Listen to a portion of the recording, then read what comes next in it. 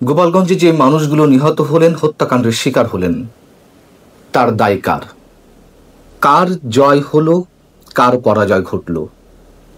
এই প্রশ্নগুলোর সঙ্গে সঙ্গে অবশ্যই কথা আমাদেরকে স্বীকার করতেই হবে, নিষিদ্ধ ঘোষিত ছাত্রলীগ এবং আওয়ামী লীগের নেতা কর্মীরা যে সন্ত্রাসী কর্মকাণ্ড ঘটিয়েছেন, যে হামলা ভাঙচুর করেছেন, অবশ্যই তার চরম নিন্দনীয়। কিন্তু পাশাপাশি তো এই প্রশ্নও ওঠে, যেই উস্কানি দিয়ে জাতীয় নাগরিক পার্টি এনসিপির নেতা কর্মীরা সেখানে কর্মসূচি ঘোষণা করেছিলেন, তারপরে আওয়ামী লীগের নেতা কর্মীরা চুপচাপ বসে থাকবেন, এটা তারা কিভাবে ভাবলেন? এটা ধরে নেওয়ার কোনো কারণ থাকতে পারে?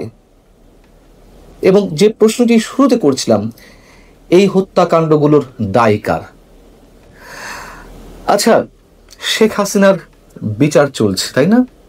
কি কারণে বিচার চলছে? ধরে নিলাম 5 আগস্টের আগে যেই মানুষগুলো হত্যাকাণ্ডের শিকার হয়েছেন, সহস্রাধিক মানুষ নিহত হয়েছেন,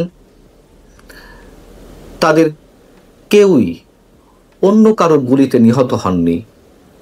যেই পেছনের পরিকল্পনার কথা জানা যাচ্ছে, যেই যুক্তরাষ্ট্রের প্লট নির্মাণের কথা জানা যাচ্ছে, স্নাইপার রাইফেল কাদের হাতে ছিল, ধরে নিলাম অন্য কারো গুলিতেই কেউ মারা যাননি, সবাই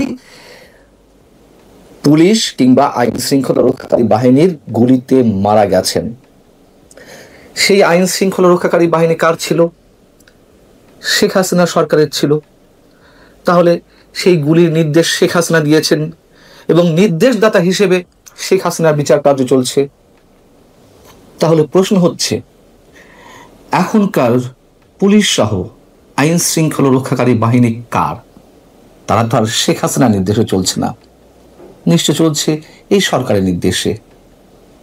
এই সরকার কার? ডক্টর মোহাম্মদ ইউনূস সাহেবের।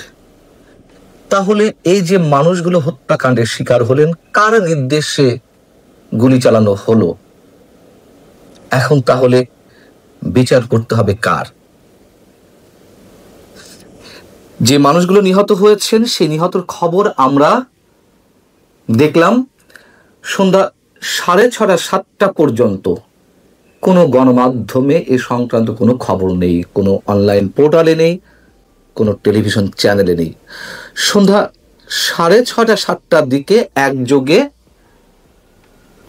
অনলাইন পোর্টালগুলোতে নিউজ হলো যে গোপালগঞ্জে সংঘর্ষে 2 জন নিহত হয়েছেন। কালের কণ্ঠ 3 জন লিখেছে, হয়তো আজকের পত্রিকা 4 জন লিখেছে।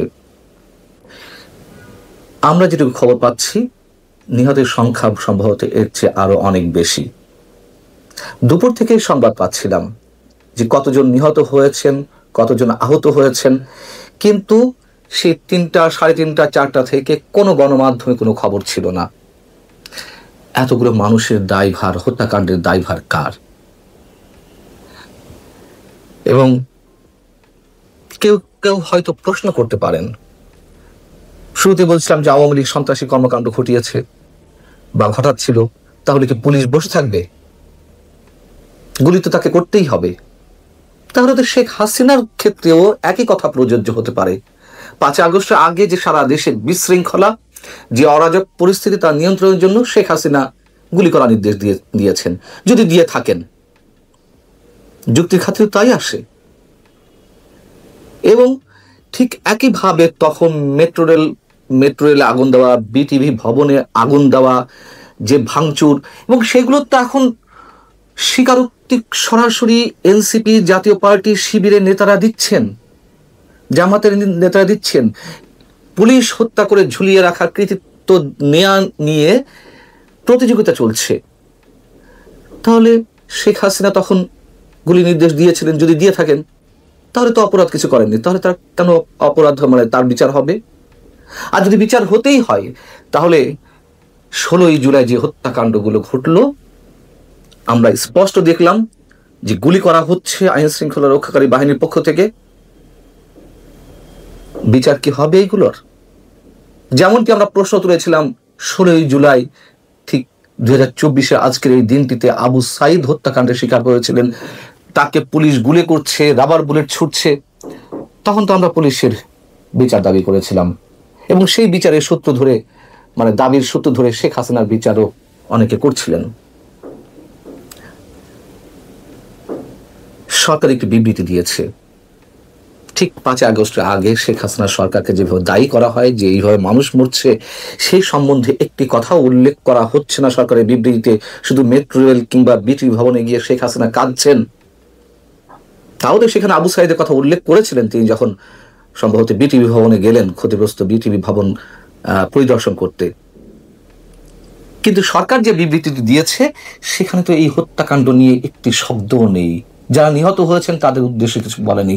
কি বলা আছে সংক্ষেপে যদি একটু বলি, গোপালগঞ্জে যে সহিংসতা সংঘটিত হয়েছে তা সম্পূর্ণরূপে নিন্দনীয় ও অমার্জনীয়। শান্তিপূর্ণভাবে 1 বছর আগের বিপ্লবী আন্দোলনের বার্ষিকী পালন করতে আসা তরুণ নাগরিকদের উপরে এমন হামলা তাদের মৌলিক অধিকার হরণের শামিল।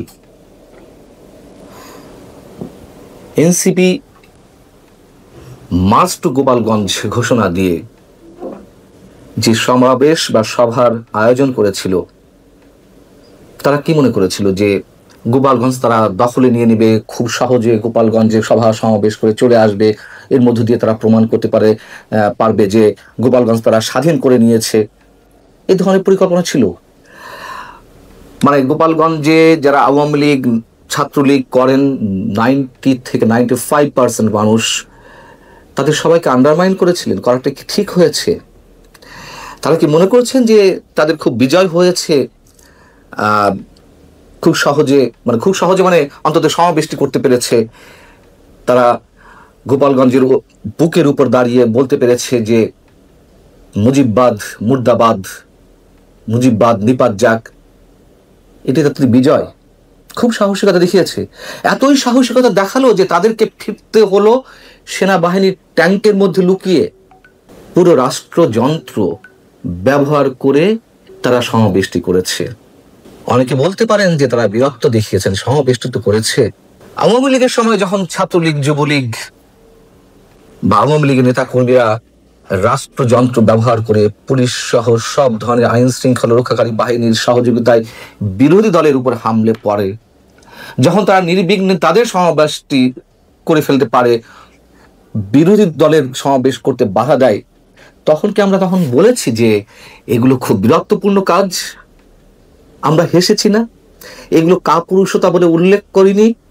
যদি সেইগুলো কাপুরুষতা হয়ে থাকে তাহলে তো 16ই জুলাই গোপালগঞ্জে যা ঘটলো সেগুলোও তো চরম কাপুরুষতা, বীরত্বের কিছু দেখি না। সবচেয়ে বড় কথা, এনসিপিকে কেন এই সভাটি করতে হলো উস্কানির মধ্য দিয়ে? গত 2-3 দিন বা 4 দিন ধরে পুলিশি অভিযান তো চলছিল, অনেককেই আটক করা হচ্ছিল। কেন আটক করা হচ্ছিল? আইন শৃঙ্খলা রক্ষাকারী বাহিনী ধরে নিয়েছে বা তাদের কাছে তথ্য ছিল আওয়ামী লীগ বা ছাত্রলীগ সন্ত্রাসী সংগঠন হিসেবে সন্ত্রাস করতে পারে, এই জন্য অভিযান চালিয়েছে, তাই না? যদি পুলিশের পক্ষে যুক্তি দিতে হয়। আচ্ছা, ঘরে ঘরে তল্লাশি করে পুলিশ সদস্যদের না পেয়ে অনেকের স্ত্রীদেরও আটক করা হলো, নারীদেরকে আটক করে নিয়ে আসা হলো। গোয়েন্দা সংস্থার কি কাজ ছিল? গোয়েন্দা তথ্য কি ছিল যেরকম আটক করলেই আর সবাই ভয়ে চুপসে যাবে? কেন গোয়েন্দা তথ্যটি সরকারের কাছে দেওয়া হয়নি যে এ ধরনের কোনো ঘটনা ঘটতে পারে? বলতে পারেন যে না, এনসিপি পিছিয়ে আসতে চায়নি। এনসিপি পিছিয়ে আসতে চায়নি, এনসিপির সব দাবি দাওয়া পূরণ করতে গিয়ে এভাবে একের পর এক হত্যাকাণ্ড ঘটবে। যা কিছু ঘটেছে আমরা আমাদের আশঙ্কার জায়গা থেকে বলতে পারি আরো অনেক কিছু ঘটবে। কে শুরু করবে কে শেষ করবে আমরা জানি না। আমরা শুধু এটুকু বলতে পারি যে ভয়ঙ্কর এক ডিপ স্টেটের খেলা চলছে। গোপালগঞ্জে কারফিউ জারি করা হয়েছে, কাল যে সরকারের পক্ষ থেকে অন্য কোথাও কারফিউ জারি করা হবে না তা তো আমরা নিশ্চিত করে বলতে পারছি না। আর নির্বাচন, যারা এখন নির্বাচনে আশা দেখছেন তাদের প্রতি আসলে আমাদের করুণা হয়।